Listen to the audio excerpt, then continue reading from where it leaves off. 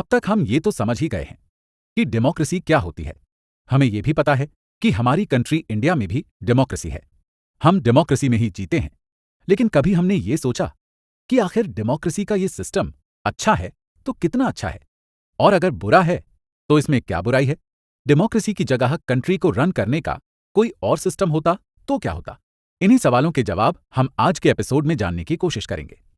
हम सब लोग ये तो मानेंगे ही ना कि डेमोक्रेसी डिक्टेटरशिप या उस जैसे ही और किसी सिस्टम से तो बेटर ही है ना?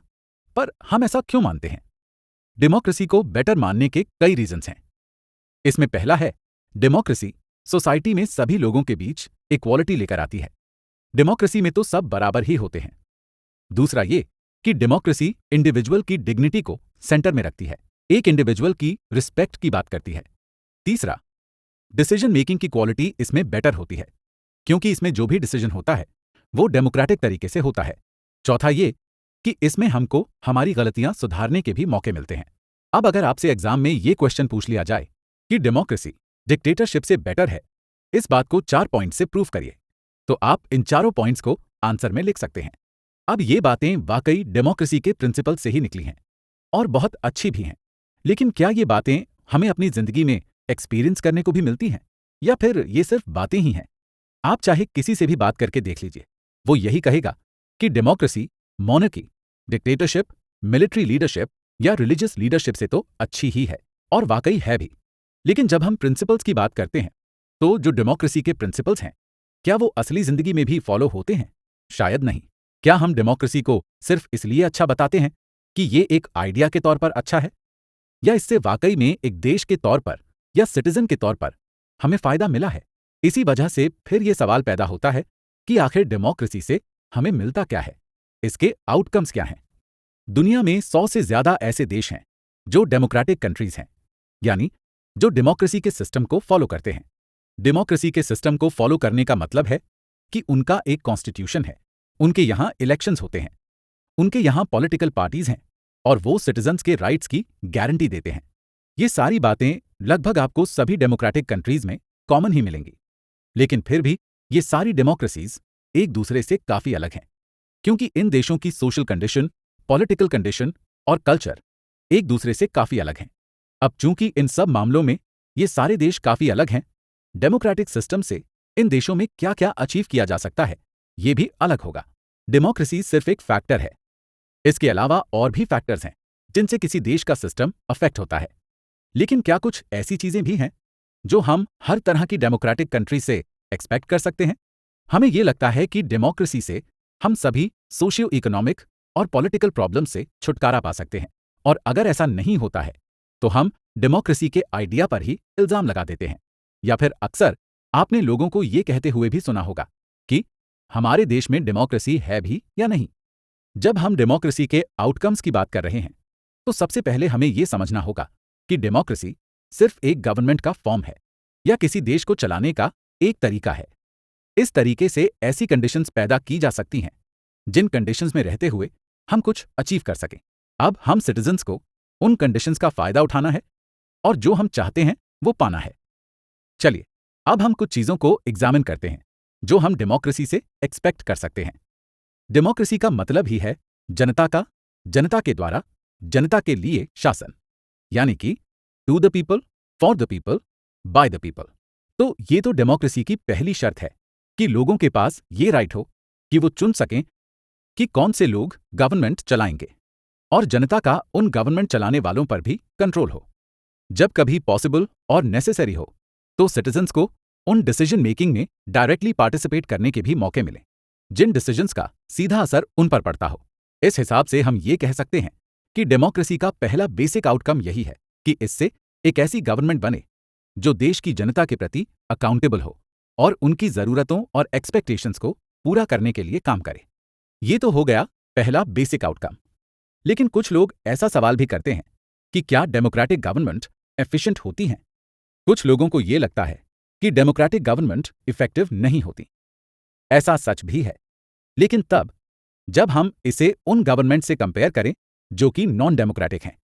अब जो नॉन डेमोक्रेटिक गवर्नमेंट्स हैं उन्हें इसकी तो फिक्र करने की जरूरत है नहीं कि असेंबली या अपनी ही पार्टी में डिस्कस करना है या मेजॉरिटी क्या चाहती है, या किसी भी मामले में पब्लिक का क्या ओपिनियन है। अब जब उन्हें इन सब चीजों की फिक्र नहीं है तो वो बड़ी जल्दी और एफिशिएंट तरीके से कोई भी डिसीजन ले सकते हैं और उसे इंप्लीमेंट भी कर सकते हैं। अब आप ही बताइए कि इस तरह से लिए गए डिसीजन चाहे एफिशिएंट हों, पर क्या ठीक होंगे? नहीं ना। डेमोक्रेसी का बेसिक आइडिया ही डेलिब्रेशन और नेगोशिएशन है, तो प्रोसेस में कुछ देरी तो होगी ही।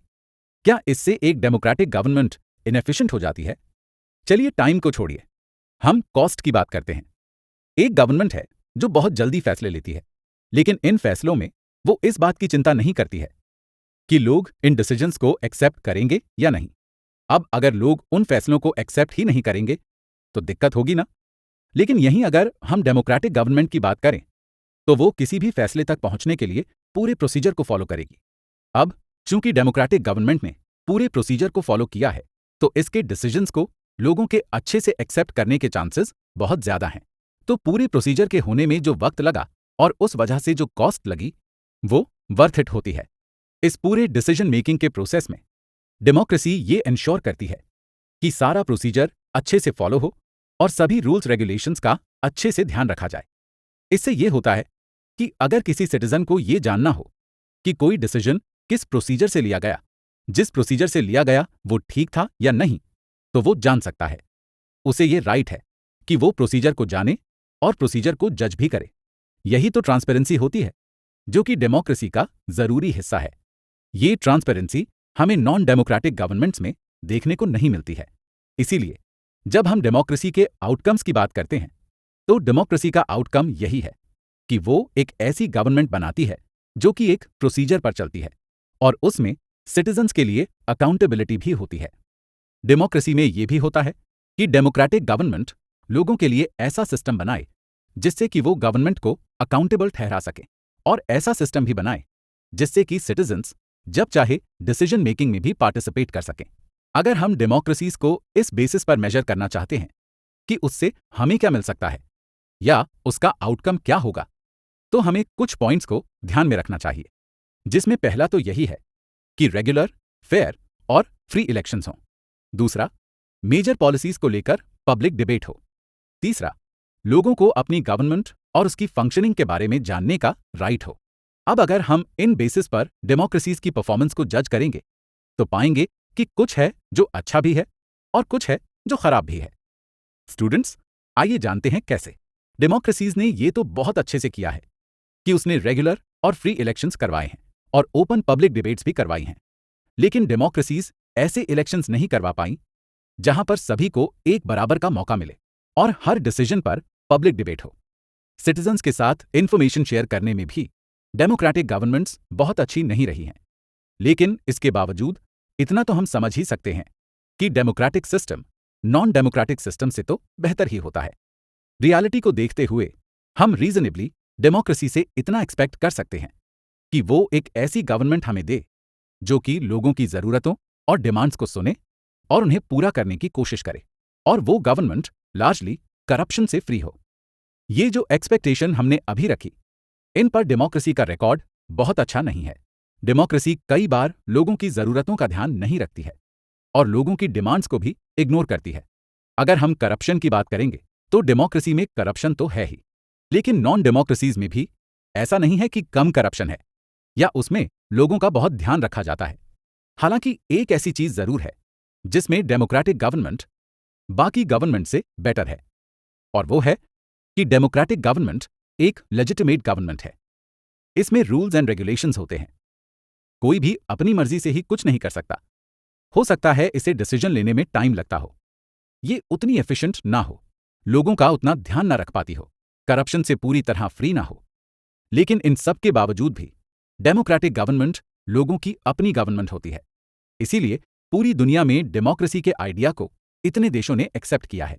एक सर्वे को अगर हम देखें तो पाएंगे कि साउथ एशिया के ज्यादातर देशों में लोग डेमोक्रेसी को ही अपने लिए सूटेबल मानते हैं। वो चाहते हैं कि उन्हीं के चुने हुए लोग गवर्नमेंट चलाएं। आइए हम साउथ एशिया के स्टैटिस्टिक्स से जानते हैं कि अलग अलग देशों में कितने % लोग डेमोक्रेसी के सपोर्ट में हैं। स्टूडेंट्स, इसमें बांग्लादेश में 69% लोग डेमोक्रेसी को प्रेफर करते हैं। इंडिया में 70% लोग डेमोक्रेसी को प्रेफर करते हैं। नेपाल में 62% लोग डेमोक्रेसी को प्रेफर करते हैं। पाकिस्तान में 37% लोग डेमोक्रेसी को प्रेफर करते हैं। श्रीलंका में 71% लोग डेमोक्रेसी को प्रेफर करते हैं। अब सवाल ये बनता है कि इंडिया में कितने परसेंट लोग डेमोक्रेसी को प्रेफर करते हैं? बिल्कुल 70% लोग। इस सर्वे में कुछ लोगों का यह भी कहना है कि कभी-कभी डिक्टेटरशिप बेटर है, जिसमें बांग्लादेश में 6% लोग ऐसा मानते हैं कि कभी-कभी डिक्टेटरशिप बेटर है। इंडिया में 9% लोग ऐसा मानते हैं कि कभी-कभी डिक्टेटरशिप बेटर है। नेपाल में 10% लोग ऐसा मानते हैं कि कभी-कभी डिक्टेटरशिप बेटर है। पाकिस्तान में 14% लोग ऐसा मानते हैं कि कभी-कभी डिक्टेटरशिप बेटर है। श्रीलंका में 11% लोग ऐसा मानते हैं कि कभी-कभी डिक्टेटरशिप बेटर है। कुछ लोगों का यह भी कहना है कि इससे उन्हें फर्क नहीं पड़ता कि डेमोक्रेसी हो या डिक्टेटरशिप। अब सवाल यह बनता है कि इंडिया में कितने परसेंट लोग मानते हैं कि कभी-कभी डिक्टेटरशिप बेटर है? तो आंसर है 9% लोग। इसके बाद स्टूडेंट्स, इसी सर्वे में बांग्लादेश में 25% लोग ऐसा कहते हैं कि उन्हें फर्क नहीं पड़ता। इंडिया में 21% लोग ऐसा कहते हैं कि उन्हें फर्क नहीं पड़ता। नेपाल में 28% लोग ऐसा कहते हैं कि उन्हें फर्क नहीं पड़ता। पाकिस्तान में 49% लोग ऐसा कहते हैं कि उन्हें फर्क नहीं पड़ता। श्रीलंका में 18% लोग ऐसा कहते हैं कि उन्हें फर्क नहीं पड़ता। तो अब सवाल है कि इंडिया में कितने परसेंट लोगों को फर्क ही नहीं पड़ता कि देश में डेमोक्रेसी है या डिक्टेटरशिप? इसका आंसर है 21%। स्टूडेंट्स, अगर अब आपसे एग्जाम में यह क्वेश्चन पूछ लिया जाए कि डेमोक्रेसी से हम और क्या एक्सपेक्ट कर सकते हैं, यानी कि what else can we expect from democracy, तो इसका सिंपल सा आंसर आप दे सकते हैं कि इकोनॉमिक ग्रोथ और डेवलपमेंट। अगर कोई ये क्लेम करता है कि किसी भी देश के लिए डेमोक्रेसी एक अच्छा सिस्टम है या डेमोक्रेसी से अच्छी गवर्नमेंट बनती है, तो उस गवर्नमेंट का ये काम है कि वो इस तरह से देश चलाए कि सब लोग अच्छे से जिंदगी जिए। अच्छी जिंदगी के कई पैरामीटर्स में से एक बहुत जरूरी पैरामीटर इकोनॉमिक ग्रोथ और डेवलपमेंट का भी है। स्टूडेंट्स, ये तो है कि हम डेमोक्रेसी से इकोनॉमिक ग्रोथ और डेवलपमेंट तो एक्सपेक्ट करेंगे ही, लेकिन एक सवाल ये भी बनता है कि क्या डेमोक्रेसी इस एक्सपेक्टेशन को पूरा कर पाई है? एविडेंस ये कहते हैं कि कई डेमोक्रेसीज इस एक्सपेक्टेशन को पूरा नहीं कर पाई हैं। अगर हम 1950 से लेकर 2000 तक की डेमोक्रेसीज और डिक्टेटरशिप्स का कंपैरिजन करें तो हम पाएंगे कि डिक्टेटरशिप्स में इकोनॉमिक ग्रोथ थोड़ी ज्यादा थी। अब डेमोक्रेसी का इकोनॉमिक डेवलपमेंट के मामले में कमजोर होना तो चिंता की बात है, लेकिन सिर्फ एक इस रीजन से हम डेमोक्रेसी को पूरी तरह रिजेक्ट तो नहीं कर सकते ना। जैसा कि हम सब ऑलरेडी जानते ही हैं कि इकोनॉमिक डेवलपमेंट बहुत सारे फैक्टर्स पर डिपेंड करता है, जैसे कि देश की पॉपुलेशन, दुनिया के हालात, दूसरे देशों का कितना कोऑपरेशन है, देश की इकोनॉमी को लेकर प्रायोरिटीज क्या हैं, और भी बहुत कुछ। डेमोक्रेसीज और डिक्टेटरशिप्स के बीच इकोनॉमिक डेवलपमेंट को लेकर फर्क है, ये तो हम जानते हैं, लेकिन वो फर्क है कितना? अगर हम लेस डेवलप्ड कंट्रीज में इस फर्क को देखें तो हम पाएंगे कि ये फर्क जरा सा है। डिक्टेटरशिप थोड़ी ही आगे है। हम ये तो नहीं कह सकते कि डेमोक्रेटिक सिस्टम को फॉलो करने से इकोनॉमिक डेवलपमेंट होगा ही, लेकिन ये तो कह सकते हैं कि डेमोक्रेसी डिक्टेटरशिप से पीछे भी नहीं रहेगी। चाहे डिक्टेटरशिप इकोनॉमिक डेवलपमेंट के मामले में डेमोक्रेसी से ज्यादा अच्छी क्यों ना हो, लेकिन फिर भी हमें डेमोक्रेसी को ही चुनना चाहिए, क्योंकि इसके और कई फायदे हैं जो हमें डिक्टेटरशिप में देखने को नहीं मिलते, जिनकी बात हम पहले भी कर चुके हैं। आइए हम डेमोक्रेसी और इकोनॉमिक ग्रोथ के रिलेशन को सर्वेज के जरिए थोड़ा और समझते हैं, जो कि ईयर 1950 से ईयर 2000 के बीच किए गए थे। सर्वे के हिसाब से उन देशों में जहां डेमोक्रेसी थी वहां ग्रोथ रेट 3.95% रहा। जिन देशों में डिक्टेटरशिप थी वहां ग्रोथ रेट 4.42% रहा। गरीब देशों में जहां डेमोक्रेसी थी वहां ग्रोथ रेट 4.28% रहा। जहां डिक्टेटरशिप थी वहां ग्रोथ रेट 4.34% रहा। जैसा कि हमने पहले भी बात की थी, गरीब देशों में ग्रोथ रेट का फर्क बहुत कम है। डेमोक्रेसी और डिक्टेटरशिप का कंपैरिजन तो अपनी जगह है, लेकिन जिन देशों में सिर्फ डेमोक्रेसी है उन देशों में इकोनॉमिक आउटकम कैसा है, वहां अमीर और गरीब के बीच पैसों को लेकर कितना फर्क है। इस फर्क को जानने के लिए सर्वे में वो लोग जो पैसों के हिसाब से टॉप 20% में आते हैं उनका, और वो लोग जो पैसों के हिसाब से बॉटम 20% में आते हैं उनका कंपैरिजन किया गया। आइए हम जानते हैं इन लोगों में कितना फर्क है। साउथ अफ्रीका में टॉप 20% के पास नेशनल इनकम का 64.8% आता है और बॉटम 20% के पास 2.9% आता है। ब्राजील में टॉप 20% के पास नेशनल इनकम का 63% आता है और बॉटम 20% के पास 2.6% आता है। रूस में टॉप 20% के पास नेशनल इनकम का 53.7% आता है और बॉटम 20% के पास 4.4% आता है। यूएसए में टॉप 20% के पास नेशनल इनकम का 50% आता है और बॉटम 20% के पास 4% के आसपास आता है। यूनाइटेड किंगडम में टॉप 20% के पास नेशनल इनकम का 45% आता है और बॉटम 20% के पास 6% आता है। डेनमार्क में टॉप 20% के पास नेशनल इनकम का 34.5% आता है और बॉटम 20% के पास 9.6% आता है। हंगरी में टॉप 20% के पास नेशनल इनकम का 34.4% आता है और बॉटम 20% के पास 10% आता है। देखा आप लोगों ने कितनी इनइक्वालिटी है अमीर और गरीब के बीच। इन स्टैटिस्टिक्स को देखकर तो यही लगता है कि डेमोक्रेसी में डेवलपमेंट से ज्यादा इस बात पर फोकस करना चाहिए कि अमीर और गरीब के बीच की ये इकोनॉमिक डिस्पैरिटी खत्म हो। डेमोक्रेसी से यही एक्सपेक्टेशन होनी चाहिए कि हमारे यहां अमीर और गरीब के बीच की ये खाई कम हो। डेमोक्रेसी को इनइक्वालिटी और गरीबी को कम करने की दिशा में काम करना चाहिए। चाहे किसी देश में इकोनॉमी ग्रो कर रही हो, लेकिन अगर उसका फायदा सिर्फ अमीरों को ही मिल रहा है तो ये बहुत अच्छी बात नहीं है। वेल्थ इस तरह से लोगों में डिस्ट्रीब्यूट होनी चाहिए कि देश के सभी लोगों का उस वेल्थ में हिस्सा हो और सभी अपनी लाइफ बेहतर तरीके से जी पाएं। अब सवाल ये बनता है कि क्या डेमोक्रेसी में इकोनॉमिक ग्रोथ होने से इनइक्वालिटी बढ़ेगी ही, या डेमोक्रेसी में इसकी भी पॉसिबिलिटी है कि वेल्थ का बंटवारा बराबर हो सके। डेमोक्रेसी में पॉलिटिकल इक्वालिटी तो होती है, हर इंडिविजुअल का एक ही वोट होता है जिससे वो अपने रिप्रेजेंटेटिव को चुनता है, लेकिन यही इक्वालिटी हमें इकोनॉमी के फ्रंट पर नहीं दिखाई देती है। कुछ लोगों के पास देश की आधे से ज्यादा वेल्थ और इनकम होती है और कुछ लोग रोज के खाने के लिए भी स्ट्रगल करते हैं और ये इनइक्वालिटी बढ़ती ही जा रही है। अमीर और अमीर होते जा रहे हैं और गरीब और गरीब।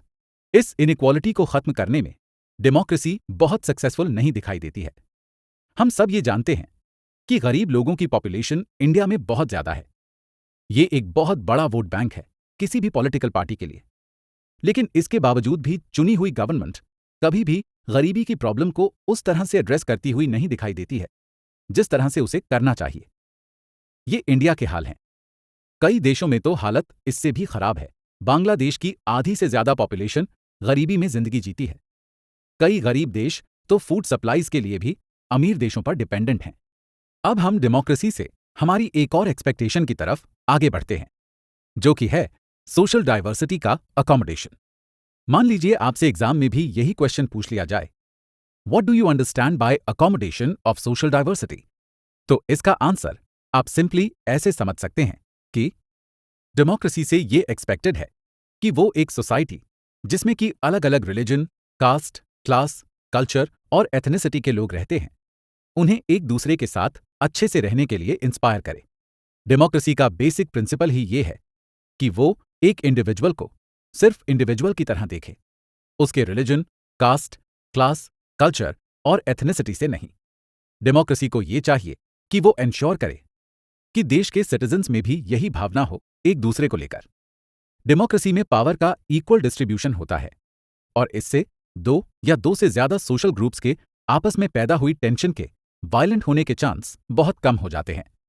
किसी भी सोसाइटी से कॉन्फ्लिक्ट कभी पूरी तरह तो खत्म नहीं हो सकती, लेकिन हम डिफरेंसेस की रिस्पेक्ट करना और उन डिफरेंसेस के रहते हुए आपस में नेगोशिएट करना तो सीख ही सकते हैं। यही बात डेमोक्रेसी सिखाती है।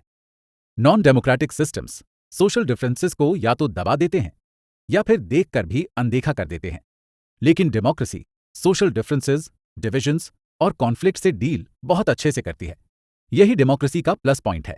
लेकिन डेमोक्रेसी को भी कॉन्फ्लिक्ट से डील करने के लिए दो बातों का ध्यान रखना ही चाहिए। पहली बात तो यही कि डेमोक्रेसी का मतलब सिर्फ मेजॉरिटी के ओपिनियन को मानना नहीं है। डेमोक्रेसी में मेजॉरिटी को हमेशा माइनॉरिटी को साथ लेकर चलना चाहिए, जिससे कि गवर्नमेंट अच्छे से मेजॉरिटी और माइनॉरिटी दोनों के लिए और देश के सभी सिटीजन्स के लिए काम कर सके। और मेजॉरिटी और माइनॉरिटी के ओपिनियंस भी परमानेंट तो है नहीं, वो भी चेंज होते रहते हैं, तो उसे भी कंसिडरेशन में रखना चाहिए। दूसरी बात ये कि मेजॉरिटी के शासन का मतलब मेजॉरिटी कम्युनिटी का शासन नहीं है। जो रिलीजन या रिच या लिंग्विस्टिक ग्रुप या रीजनल ग्रुप मेजॉरिटी में है, उसका शासन मेजॉरिटी का शासन नहीं है। मेजॉरिटी के शासन का मतलब ये है कि हर डिसीजन मेकिंग में, हर इलेक्शन में अलग अलग लोग और ग्रुप्स मिलकर मेजॉरिटी बना सकते हैं। डेमोक्रेसी तभी डेमोक्रेसी होती है जब देश के हर सिटीजन के पास किसी पॉइंट पर तो ये मौका हो कि वो मेजॉरिटी का हिस्सा बन सके। अगर कोई इंसान या कोई ग्रुप मेजॉरिटी का हिस्सा नहीं बन पाता है तो ये डेमोक्रेसी के लिए हार्मफुल है। स्टूडेंट्स, इसके बाद एक और पॉइंट है जो हम डेमोक्रेसी से एक्सपेक्ट करते हैं, और वो है सिटीजन्स की डिग्निटी और फ्रीडम। अगर हम एक इंडिविजुअल की डिग्निटी और फ्रीडम की बात करें तो डेमोक्रेसी का मॉडल डिग्निटी और फ्रीडम को एंश्योर करने के मामले में किसी भी दूसरे गवर्नमेंट मॉडल से बहुत आगे है। हर इंसान दूसरे इंसानों से एक बेसिक रिस्पेक्ट की उम्मीद करता ही है। अक्सर कॉन्फ्लिक्ट इसी बात पर होता है जब एक इंडिविजुअल को यह लगता है कि दूसरे उसको रिस्पेक्ट के साथ ट्रीट नहीं कर रहे हैं। इसी रिस्पेक्ट और फ्रीडम को एंश्योर करना डेमोक्रेसी का काम है। दुनिया की सभी डेमोक्रेसीज यही कहती हैं कि एक इंडिविजुअल की डिग्निटी और उसकी रिस्पेक्ट का ध्यान रखा ही जाना चाहिए। लेकिन कई सोसाइटीज जहां लंबे टाइम से किसी न किसी तरह से ऊंच नीच रही है और किसी एक ग्रुप का दूसरे ग्रुप पर डोमिनेशन रहा है, वहां ये मान लेना कि सब इंडिविजुअल्स बराबर होते हैं इतना आसान नहीं है। एग्जाम्पल के लिए वुमेन की ही डिग्निटी पर बात कर लेते हैं। दुनिया की ज्यादातर सोसाइटीज मेल डोमिनेटेड सोसाइटीज रही हैं। बहुत लंबे स्ट्रगल के बाद ऐसा हुआ है कि फीमेल्स को वो इक्वल ट्रीटमेंट और रिस्पेक्ट मिल पाई है जो कि डेमोक्रेसी में हर इंडिविजुअल को मिलनी ही चाहिए। ये तो डेमोक्रेसी की नेसेसरी कंडीशन है। ऐसा भी नहीं है कि अब सोसाइटी में वुमेन्स को हमेशा ही बराबरी और इज्जत से ट्रीट किया जाता है। अभी भी उनके साथ इनइक्वालिटी होती है, डिसरिस्पेक्टफुल बिहेवियर होता है।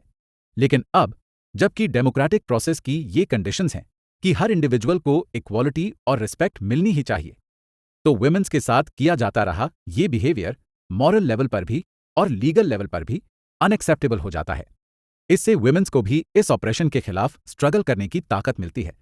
किसी नॉन डेमोक्रेटिक मॉडल में इस ऑपरेशन के खिलाफ स्ट्रगल करने के लिए किसी लीगल या मॉरल ताकत का मिलना मुश्किल है। यही बात कास्ट इनइक्वालिटी पर भी लागू होती है। इंडिया में डेमोक्रेसी की ही वजह से नीची मानी जाने वाली कास्ट्स को इक्वल स्टेटस और इक्वल अपॉर्चुनिटीज मिल पाई हैं। ऐसा नहीं है कि अब कास्ट की वजह से भेदभाव होना बिल्कुल बंद हो गया है, लेकिन डेमोक्रेसी ने उस भेदभाव से लड़ने की ताकत जरूर दी है। डेमोक्रेसी में हर इंडिविजुअल को अपने डेमोक्रेटिक राइट्स को जानना चाहिए और उनकी वैल्यू करनी चाहिए और प्रैक्टिस भी करनी चाहिए। जब हम डेमोक्रेसी से कुछ एक्सपेक्ट करते हैं तो उन एक्सपेक्टेशंस के बेसिस पर ही हम एक डेमोक्रेटिक कंट्री को जज भी कर सकते हैं कि वहां सब कैसा चल रहा है। डेमोक्रेसी के अंदर खास बात यही है कि इसमें एग्जाम्स कभी ओवर नहीं होते। अगर एक पूरा होता है तो दूसरा शुरू हो जाता है। डेमोक्रेसी के फायदे जरूर हैं, लेकिन इसे अभी और बेटर होना है। इसीलिए जब भी लोगों से डेमोक्रेसी के बारे में सवाल करो तो उनकी इसे लेकर बहुत कंप्लेंट्स होती हैं, और उन कंप्लेंट्स के साथ साथ उससे बहुत एक्सपेक्टेशंस भी होती हैं। अगर लोग कंप्लेंट कर रहे हैं तो ये भी एक मायने में डेमोक्रेसी की जीत ही है कि लोग इतने अवेयर हो गए हैं कि वो देश चलाने के सिस्टम और गवर्नमेंट को क्रिटिकल होकर देख रहे हैं। डेमोक्रेसी की यही जीत है कि वो हमें एक सब्जेक्ट से एक सिटीजन में ट्रांसफॉर्म करती है। ज्यादातर इंडिविजुअल्स को अब ऐसा लगता है कि उनके एक वोट से फर्क पड़ता है। उनके एक वोट से ये डिसाइड होता है कि देश कैसे चलेगा। स्टूडेंट्स, आइए अब हम एक सर्वे के स्टैटिस्टिक्स को जान लेते हैं। ये सर्वे ईयर 2007 में इस पर किया गया था कि लोग अपने वोट को कितनी अहमियत देते हैं। इस सर्वे के हिसाब से साउथ एशिया के 65% लोग ये मानते हैं कि उनके वोट से फर्क पड़ता है। बांग्लादेश के 66% लोग मानते हैं कि उनके वोट से फर्क पड़ता है। इंडिया के 67% लोग मानते हैं कि उनके वोट से फर्क पड़ता है। नेपाल के 75% लोग मानते हैं कि उनके वोट से फर्क पड़ता है। पाकिस्तान के 50% लोग मानते हैं कि उनके वोट से फर्क पड़ता है। श्रीलंका के 65% लोग ये मानते हैं कि उनके वोट से फर्क पड़ता है। अब यहां पर एक सवाल बनता है कि इंडिया में कितने % लोग ये मानते हैं कि उनके वोट से फर्क पड़ता है? तो इसका आंसर है 67%। तो स्टूडेंट्स, इस सर्वे के स्टैटिस्टिक्स ये समझाते हैं कि लोगों को अब ये समझ आ रहा है, आपका एक वोट डेमोक्रेसी में आपका पार्टिसिपेशन है। आपके पार्टिसिपेशन से फर्क पड़ता है। आपका पार्टिसिपेशन ही तो डेमोक्रेसी को डेमोक्रेसी बनाता है। तो स्टूडेंट्स, हमने इस पूरी सीरीज में एक कंट्री में power sharing, federalism, gender, caste, religion का सोसाइटी और कंट्री की पॉलिटिक्स पर इफेक्ट, पॉलिटिकल पार्टीज का डेमोक्रेसी में रोल और डेमोक्रेसी के आउटकम्स को लेकर डिटेल में चर्चा की और इनसे रिलेटेड सभी सब टॉपिक्स और इंपॉर्टेंट क्वेश्चंस को भी डिस्कस किया। अब हम अपनी ओरिजिनल सीरीज को यहीं एंड करते हैं।